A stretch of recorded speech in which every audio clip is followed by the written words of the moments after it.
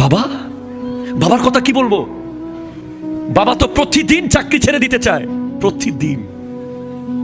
বসের বকা, অফিসের প্রেসার, কত কষ্ট। বলে আজকে থেকে আর অফিসে যাবো না, কালকে থেকে আর আসবো না।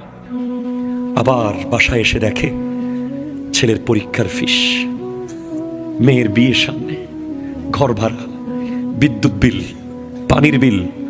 আবার বেচারা কুয়াশার ভিতরে সকাল 7টায় ব্যাগটা নিয়ে রাস্তার পাশে পাশে আস্তে করে চলে যায় অফিসে।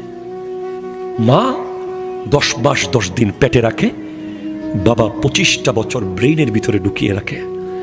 বাবা যেখানেই যাক, বাবা বাবা আছে। যার বাবা আছে সে বলে বাবা আমার আছে।